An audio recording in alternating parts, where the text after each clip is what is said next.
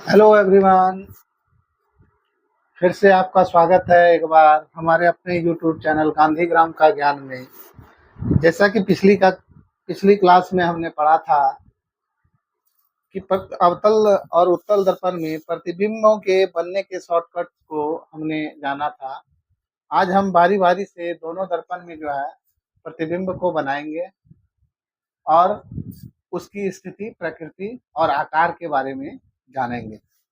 सबसे पहले मैं आपको कुछ प्रमुख बातें बताना चाहूँगा कि प्रतिबिंब बनाने के जो है कुछ प्रमुख नियम होते हैं। प्रतिबिंब को बनाने के कुछ प्रमुख नियम होते हैं। कुछ प्रमुख नियम होते हैं। पहला नियम ये कहता है कि दर्पण की, चाहे वह दर्पण कैसा भी हो, उत्तल हो या अवतल, दर्पण के मुख्य अक्ष के समांतर, मुख्य अक्ष के समांतर समांतर अगर कोई किरण आएगी, अगर कोई किरण आएगी तो वह दर्पण से परावर्तन के बाद, दर्पण से परावर्तन के बाद, परावर्तन के बाद मुख्य फोकस से होकर जाएगी, मुख्य फोकस से होकर जाएगी जाएगी या जाती हुई प्रतीत होगी,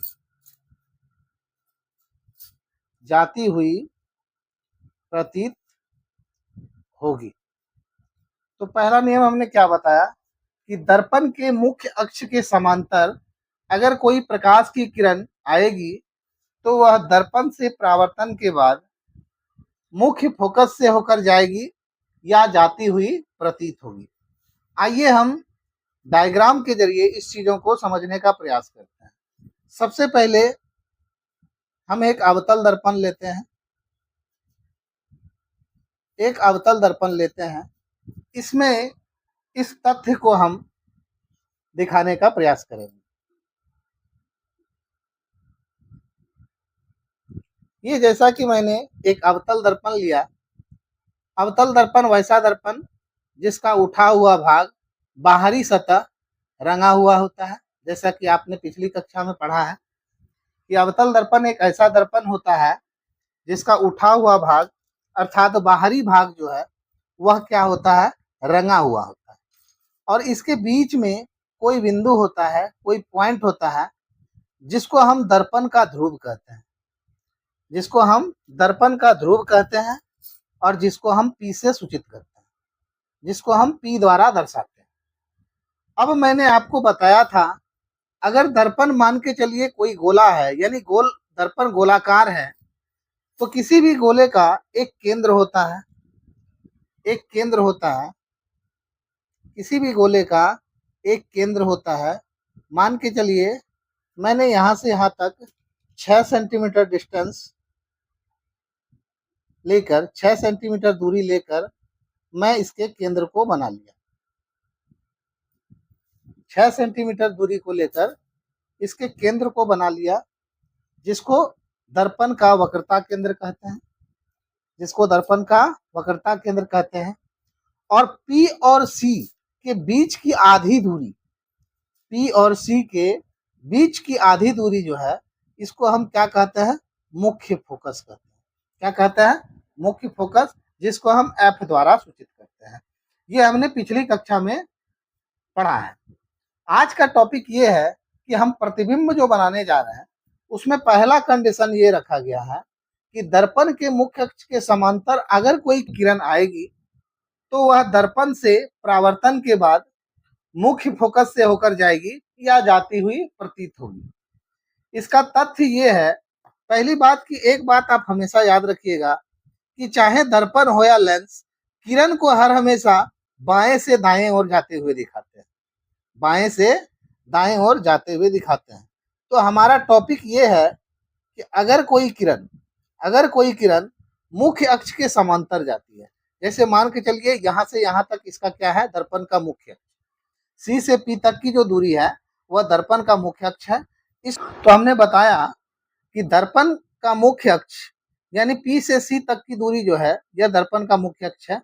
इसके समांतर अगर हम कोई किरण लेते हैं, इसके समांतर कोई किरण लेते हैं, तो अवतल दर्पण की विशेषता क्या होती है कि अवतल दर्पण पर जब कोई प्रकाश की किरण पड़ती है तो वह दर्पण से परावर्तन के बाद जो है ना अपसरित होती है, यानी नीचे की ओर झुक जाती है, नीचे की ओर झुक जाती है।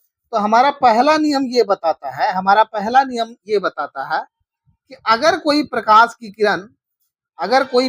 किरण मुख्य अक्ष के समांतर आएगी तो वह दर्पण से परावर्तन के बाद जो है मुख्य फोकस से होकर जाती है, दर्पण से परावर्तन के बाद मुख्य फोकस से होकर जाती है। एक और किरण हम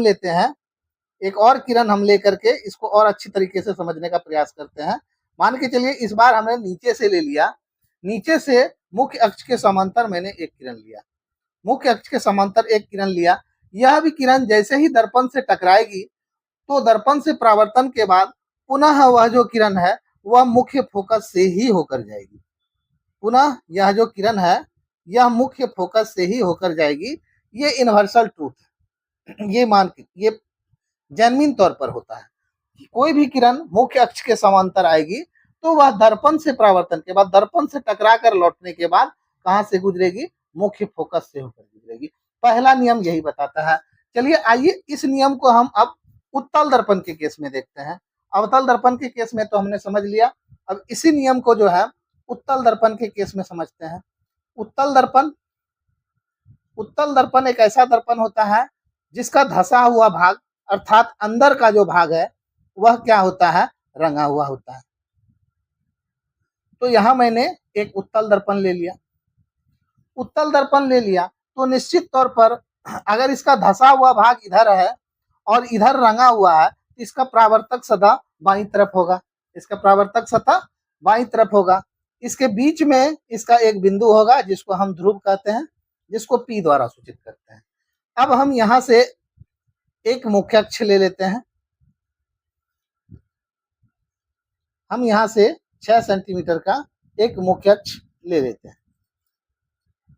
6 सेंटीमीटर का हमने एक मुख्य अक्ष ले लिया जिसका यहाँ पर क्या होगा, यहाँ पर वक्रता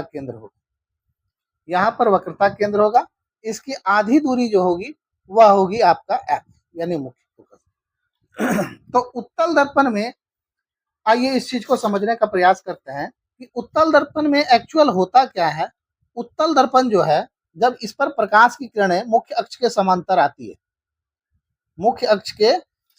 आती है तो उत्तल दर्पण की खासियत यह है कि यह किरण को जो है अपसरित करता है, यानी ऊपर की ओर मोड़ देता है। यह नीचे की ओर नहीं झुकता, यह कभी भी जो है उत्तल दर्पण में यह नीचे की ओर नहीं झुकता, इसको यह जो है ऊपर की ओर मोड़ देता है, प्रकाश की किरण जो भी मुख्य अक्ष के समांतर आएगी यह टकराने के बाद क्या होता है, उत्तल दर्पण में यह ऊपर की ओर मुड़ जाता है।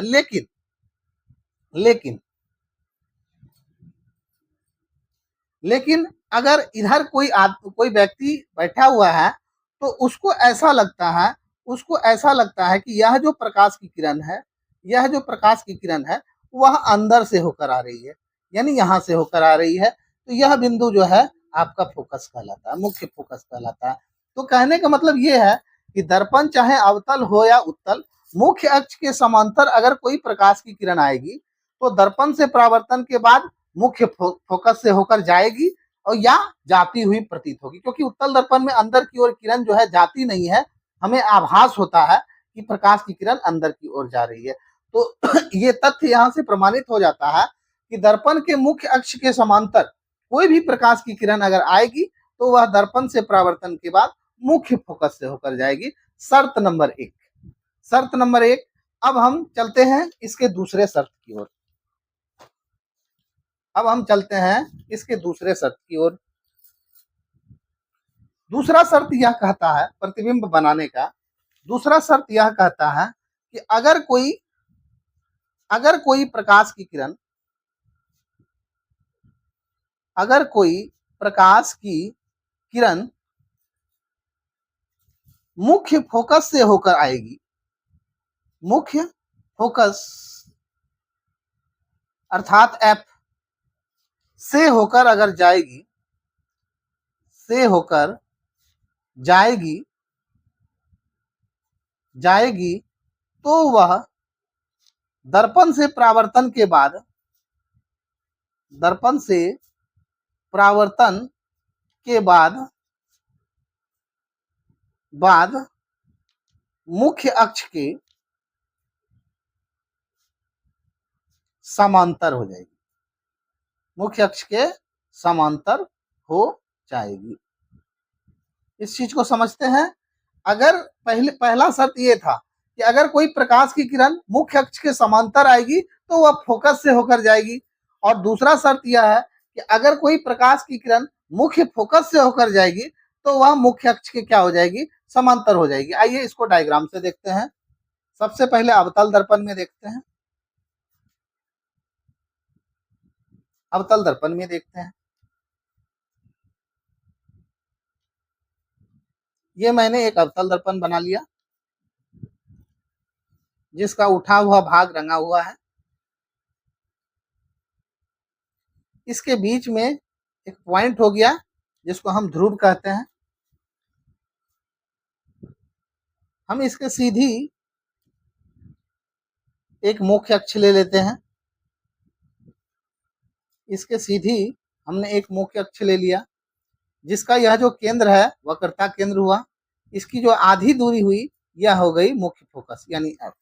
इस बार हमारा कंडीशन ये है, इस बार हमारा कंडीशन ये है कि अगर कोई प्रकाश की किरण मुख्य फोकस से होकर जाती है, अगर कोई प्रकाश की किरण, ये रहा हमारा प्रकाश की किरण, मुख्य फोकस से होकर जाती है, इस बार प्रकाश की किरण मुख्य फोकस से होकर जाती है, तो जैसे ही यह दर्पण से टकराएगी, टकराने के बाद इसका परावर्तन जो होगा ये परावर्तित होकर क्या हो जाएगी, मुख्य अक्ष के समांतर हो जाएगी। ये रहा हमारा मुख्य अक्ष, इसके समांतर हो जाएगी।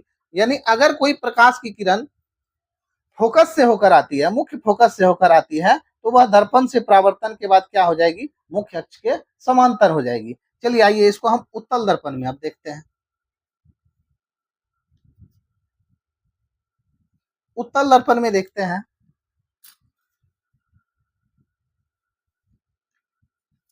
उत्तल दर्पण एक ऐसा दर्पण जिसका धसा हुआ भाग रंगा हुआ रहता है, अंदर का भाग रंगा हुआ रहता है।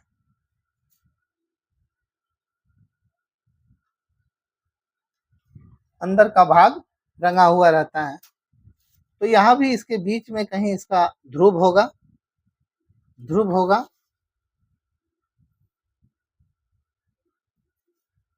और हम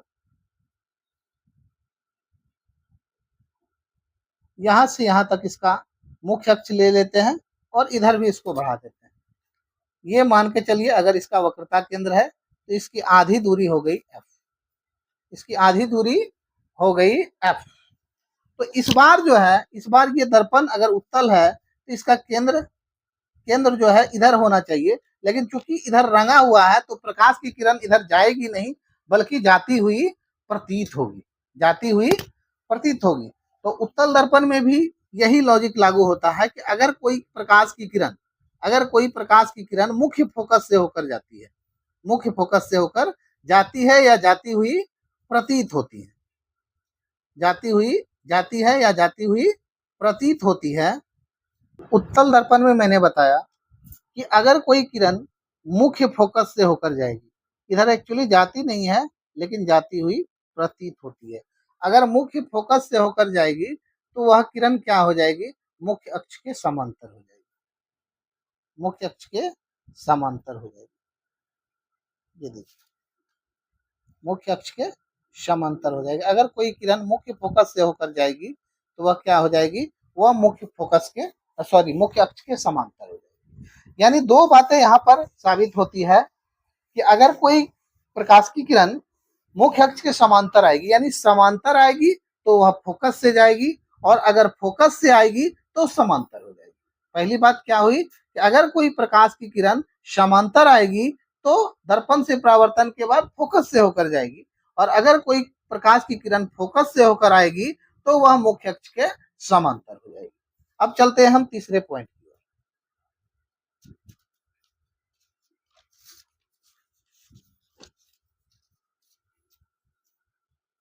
तीसरा पॉइंट यही बताता है कि जब प्रकाश की किरण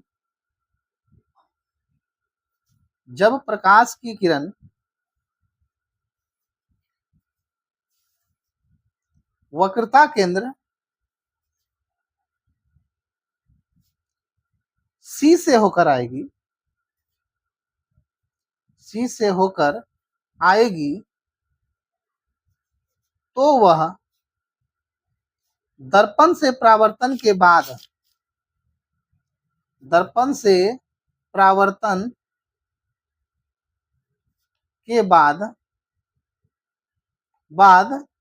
जिधर से आई है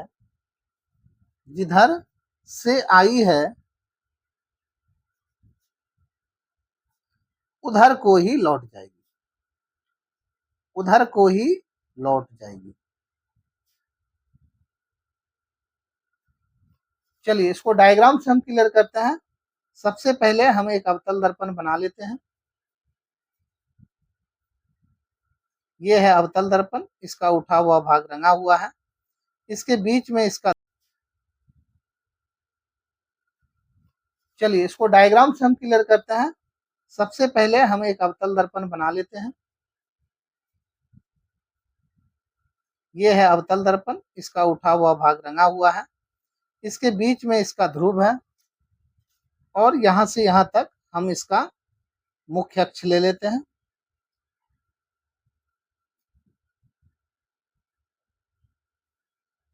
ये इसका मुख्य अक्ष हो गया, ये इसका वक्रता केंद्र हो गया, और ये इसका फोकस दूरी हो गया। इस बार बात ये हो रही है कि अगर कोई प्रकाश की किरण वक्रता केंद्र सी से होकर आती है, ये मान के चलिए ये प्रकाश की किरण वक्रता केंद्र सी से होकर आती है, तो जिधर से आती है वह किरण उधर को ही लौट जाती है। यानी तीन तथ्य इसमें सामने आया। सबसे पहला ये कि अगर कोई किरण मुख्य अक्ष के समांतर आएगी तो वह दर्पण से टकराने के बाद फोकस से जाएगी, और दूसरी बात, अगर प्रकाश की किरण मुख्य फोकस से होकर आएगी तो वह दर्पण से परावर्तन के बाद मुख्य अक्ष के समांतर हो जाएगी, और तीसरी बात, अगर कोई प्रकाश की किरण वक्रता केंद्र सी से होकर आएगी तो जिस दिशा से आई है उसी दिशा में पुनः वापस लौट जाएगी। अगर इस तीन तथ्य को हम याद रखेंगे तो हमें प्रतिबिंब बनाने में कोई समस्या नहीं होगी, चाहे वस्तु किसी भी स्थिति पर रखी क्यों ना हो। तो चलिए आइए बारी बारी से हम प्रतिबिंबों को बनाने का प्रयास करते हैं, जिससे यह समाधान, यह टॉपिक जो है और अच्छी तरीके से आपको क्लियर हो जाएगी। सीधे तौर पर आप समझ लीजिए, समांतर आएगी तो फोकस से जाएगी, समांतर आएगी तो फोकस से जाएगी, फोकस से आएगी तो समांतर हो जाएगी, फोकस से आएगी तो समांतर हो जाएगी, और वक्रता केंद्र सी से होकर आएगी तो जिधर से आई है उधर को ही लौट जाएगी। चलिए अब कुछ हम प्रतिबिंब बनाकर इस टॉपिक को क्लियर करते हैं। तो सबसे पहला इसमें स्थिति होता है, पहले अवतल दर्पण में बनाएंगे, फिर हम उत्तल दर्पण में बनाएंगे। पहला स्थिति होता है कि अवतल दर्पण में जब वस्तु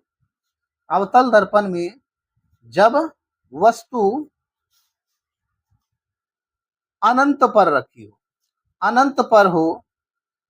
अवतल दर्पण में जब वस्तु अनंत पर हो तो उसके द्वारा बनने वाले प्रतिबिंब की प्रकृति, स्थिति तथा आकार क्या होगी, क्या होगी। क्वेश्चन क्या है कि अगर अवतल दर्पण में जब वस्तु को अनंत पर रखा जा रहा है, कहाँ रखा जा रहा है, अनंत पर रखा जा रहा है। चलिए हम एक अवतल दर्पण बनाते हैं।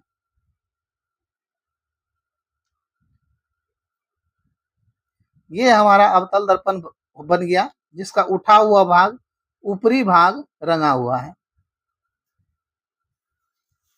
इसके बीच में एक पॉइंट है जिसको हम ध्रुव कहते हैं, और ध्रुव से यहां से यहां तक हम इसका मुख्य अक्ष ले लेते हैं। यह इसका मान के चलिए वक्रता केंद्र है। इसकी आधी दूरी जो है वह मुख्य फोकस कहलाता है। इस बार क्वेश्चन है कि अवतल दर्पण में जब वस्तु अनंत पर रखी हो, तो अनंत पर रखी वस्तु को हम दिखा नहीं सकते, क्योंकि अनंत का कोई अंत ही नहीं होता। अनंत कहाँ है ये पता नहीं है, इसलिए अनंत पर रखी वस्तु को हम दिखा नहीं सकते हैं। तो इस स्थिति में जो हम प्रतिबिंब बनाएंगे, हम सीधा दिखाएंगे कि अनंत पर रखी वस्तु से जो है प्रकाश की किरणें जो आ रही है वह समांतर आ रही है। एक प्रकाश की किरण ऊपर से आ रही है और एक प्रकाश की किरण नीचे से आ रही है। एक प्रकाश की किरण नीचे से आ रही है। और प्रतिबिंब बनने का नियम क्या कहता है?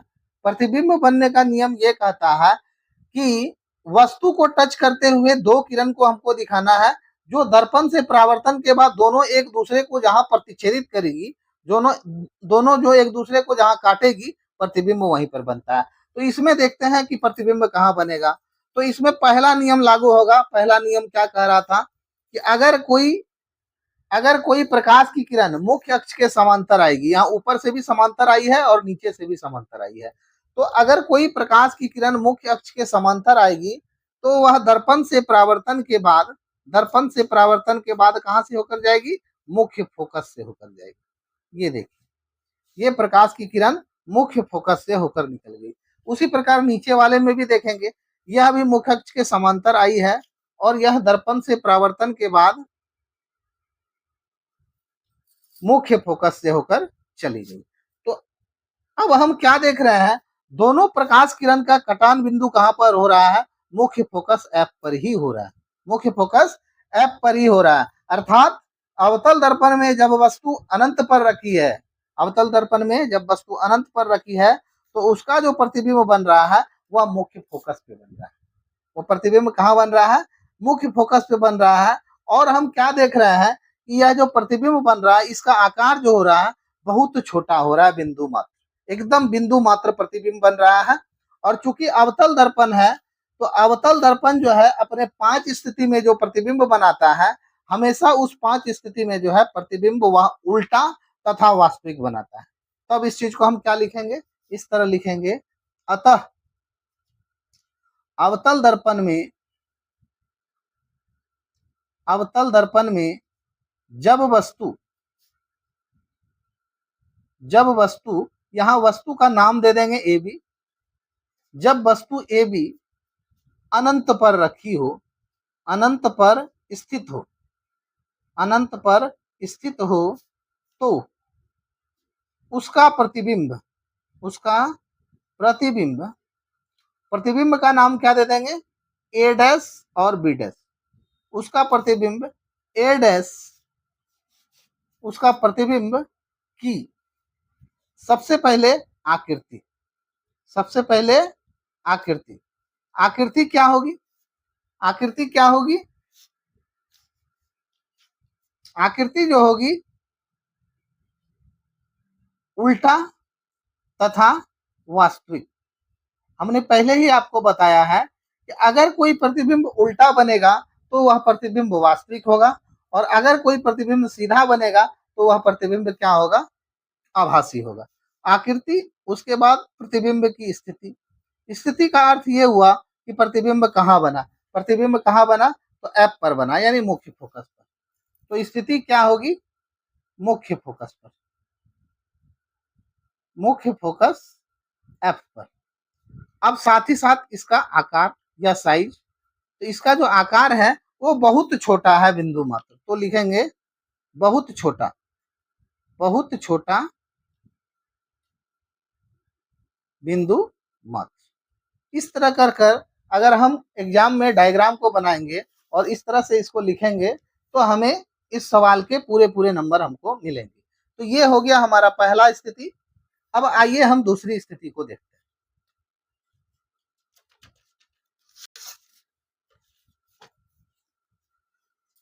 दूसरा स्थिति होता है अवतल दर्पण में, अवतल दर्पण में जब वस्तु अनंत या अनंत तथा वक्रता केंद्र C के बीच रखी हो। इस बार क्वेश्चन है कि दर्पण अवतल है,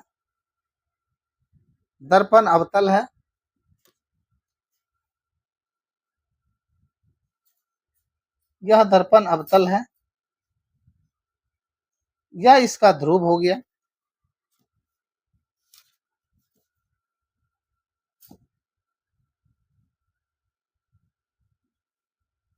यह इसका मुख्य अक्ष हो गया, यहाँ इसका वक्रता केंद्र हो गया, यहाँ इसका मुख्य फोकस हो गया। इस बार क्वेश्चन यह है कि अवतल दर्पण में जब वस्तु जो है अनंत तथा वक्रता केंद्र के बीच हो, अनंत तथा वक्रता केंद्र के बीच हो, तो मान के चलिए अनंत इधर कहीं होगा और वक्रता केंद्र ये है, तो इसके बीच हम किसी वस्तु को रख देते हैं। मैंने यहाँ पर एक वस्तु रख दिया, यहाँ पर मैंने एक वस्तु रख दिया और इस वस्तु का नाम मैंने दे दिया ए और बी। तो प्रतिबिंब बनाने में सबसे पहला नियम यही लागू होता है कि प्रतिबिंब को टच करते हुए प्रकाश की किरण मुख्य अक्ष के समांतर जानी चाहिए। तो पहली किरण गई मुख्य अक्ष के समांतर। तो मुख्य अक्ष के समांतर जैसे ही कोई प्रकाश किरण जाती है तो हमारा नियम बताता है कि अगर कोई किरण मुख्य अक्ष के समांतर जाती है तो वह दर्पण से परावर्तन के बाद मुख्य फोकस से होकर जाती है। ये प्रकाश की किरण जब समांतर आई तो मुख्य फोकस से होकर जाई। दूसरा प्रकाश की किरण हम आपका वक्रता केंद्र से लेकर हम गुजारते हैं। तो अगर वस्तु को टच करते हुए कोई किरण वक्रता केंद्र से होकर आएगी, मान के चलिए ये प्रकाश की किरण वक्रता केंद्र को टच करते हुए आएगी, तो इसका नियम बताता है ये किरण जिधर से आएगी उधर को ही चली जाएगी। अब इन दोनों किरणों का कटान बिंदु कहाँ पर होता है? यहाँ पर होता है, अर्थात इसका जो प्रतिबिंब बनेगा वह यहाँ पर बनेगा, यहाँ पर बन गया प्रतिबिंब। यह प्रतिबिंब नीचे की ओर बना, इसीलिए यह प्रतिबिंब क्या हो गया? उल्टा हो गया। उसका नाम मैंने ए बी दिया था, इसका नाम मैंने ए बी डैश दिया, ए डैश और बी डैश। इस स्थिति में भी मैं क्या देख रहा हूँ कि प्रतिबिंब के आकार से प्रतिबिंब का आकार वस्तु के आकार से छोटा है, यानी वस्तु बड़ा है और प्रतिबिंब क्या है? छोटा है। अब इस चीज को, और साथ ही साथ ये प्रतिबिंब कहाँ बन रहा है? यह प्रतिबिंब जो है वक्रता केंद्र तथा मुख्य फोकस एफ के बीच बन रहा है, सी तथा एफ के बीच बन रहा है। उसी को अब यहाँ पर लिख देंगे। अतः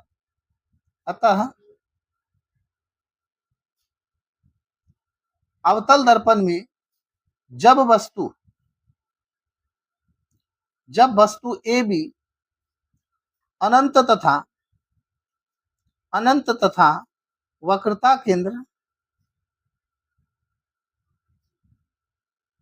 केंद्र सी के बीच रखी हो तो उसके द्वारा बनने वाले प्रतिबिंब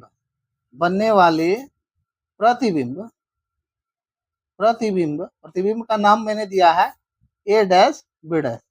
प्रतिबिंब की सर्वप्रथम स्थिति, उसके बाद प्रकृति और उसके बाद आकार। तो स्थिति क्या हो गई? स्थिति प्रतिबिंब की जो स्थिति हुई वह कहाँ हुई? सी तथा एफ के बीच। सी तथा एफ के बीच, यानी वक्रता केंद्र और मुख्य फोकस के बीच। प्रकृति इसकी क्या हुई? उल्टा है। प्रकृति प्रतिबिंब कैसा बन रहा है? उल्टा बन रहा है। और हम जानते हैं कि अगर कोई प्रतिबिंब उल्टा है तो वह प्रतिबिंब कैसा होगा? वास्तविक होगा, यानी उल्टा तथा वास्तविक। और इसका आकार देखें तो वस्तु के आकार से क्या है? छोटा। वस्तु से छोटा, वस्तु से छोटा। तो ये है हमारा दूसरा।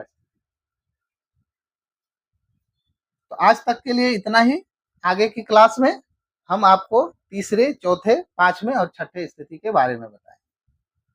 तब तक के लिए आप हमारे चैनल से जुड़े रहें और देखते रहें गांधी ग्राम का ज्ञान। इस चैनल में आपको 10th क्लास या और भी अन्य ज्ञानवर्धक चीजें देखने को मिलेगी। आप हमारे चैनल से जुड़े और चैनल को लाइक करें, सब्सक्राइब करें, ताकि हम आपसे आपकी ज्ञानवर्धक वीडियो से जुड़ी बहुत सारी वीडियो यूं ही डालते रहें। तब तक के लिए धन्यवाद।